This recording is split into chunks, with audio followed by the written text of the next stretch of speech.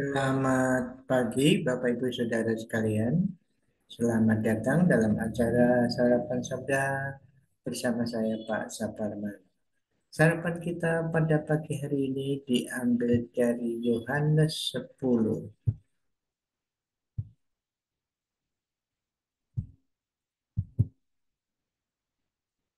Yohanes 10 mulai ayat yang pertama. Ini perumpamaan atau alegoris yang terkenal, yaitu Yesus Gembala yang baik. Tuhan Yesus Gembala yang baik. Aku berkata kepadamu, sesungguhnya siapa yang masuk ke dalam kandang domba dengan tidak melalui pintu, tetapi dengan memanjat tembok, ia adalah seorang pencuri dan perampok. Tetapi siapa yang masuk melalui pintu, ia adalah gembala domba. Untuk dia penjaga membuka pintu dan domba-domba mendengarkan suaranya, dan ia memanggil domba-dombanya masing-masing menurut namanya dan menuntunnya keluar. Jika semua dombanya telah dibawa keluar, ia berjalan di depan mereka dan domba-domba itu mengikuti dia karena mereka mendengar suaranya. Tetapi seorang asing pasti tidak mereka ikuti, malah mereka lari daripadanya karena suara orang-orang asing tidak mereka kenal. Itulah yang dikatakan Yesus dalam perumpamaan kepada mereka. Tetapi mereka tidak mengerti apa maksudnya. Ia berkata demikian kepada mereka. Bapak Ibu Saudara sekalian, sebenarnya ini suatu alegoris atau perumpamaan yang jelas sekali bagi orang Yahudi, karena orang Yahudi adalah penggembala, ya, gembala, ya, peternak. Itu tidak petani dalam banyak hal, dia lebih banyak peternak daripada petani. Memang ada yang petani, tapi tanah Israel lebih tepat disebut tanah penggembalaan, bukan padang-padang atau sawah-sawah seperti itu, ya. Nah, di Israel sana zaman dulu dan sekarang masih juga, ya, domba dan gembala berbeda dengan pengembalaan yang di sini, ya. Kalau di sini yang gembala itu di belakangnya, dombanya di depan. Kalau di sana dombanya belakang, gembalanya di depan. Dan menarik sekali di sini, gembala itu hafal semua domba-dombanya, memberi nama satu persatu. Dan juga domba itu beda dengan kambing di sini, ya.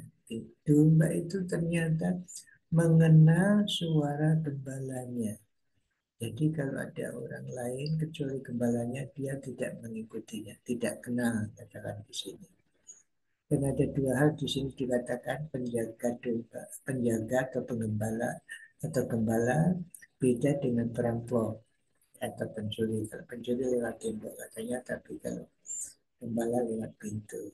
Jadi ada satu pintu dari apa, kandang itu. Nah, menarik sekali di sini lagi-lagi semua dombanya dibawa keluar, dalam arti dibawa ke padang penggembalaan, dan gembala itu berjalan di depan. Domba-domba mengikuti dia karena mengenal suaranya. Jadi Bapak Ibu Saudara sekalian yang dikasih Tuhan Yesus adalah gembala saudara dan saya yang sudah percaya menjadi domba. Digambarkan sebagai domba, artinya domba itu menurut gembalanya. Domba itu mengenal suara gembalanya. Dan gembalanya menamakan dia satu persatu, sehingga hubungan gembala dan domba itu begitu dekat. Jadi gembala mengenal suara domba itu, sebaliknya domba mengenal suara gembala itu. Gembala memimpin domba itu membawa ke padang keluar untuk padang penggembalaan. Dan gembala itu di depan memimpin. Domba-domba itu mengikuti karena dengan suaranya itu. Jadi Bapak Ibu Saudara sekalian, sebagai domba-domba Allah, domba-domba Tuhan Yesus, Bapak Ibu Saudara, mari kita dengar-dengaran suara Tuhan. Apa itu? Firman-Nya, kitab suci yang sudah tertulis. Mari kita membaca kitab suci itu, merenungkan, melakukannya. Itu namanya kita mendengar suara gembala dan nurut. Gembalanya di depan, kita nurut. Kalau kita nurut firman Tuhan, itu kita benar-benar domba-dombanya. Hari ini mari kita mengikuti suaranya. Hari ini mungkin ibu, bapak, saudara renungan pribadi atau mendengarkan renungan pagi ini. Mari kita dengar-dengar suara gembala.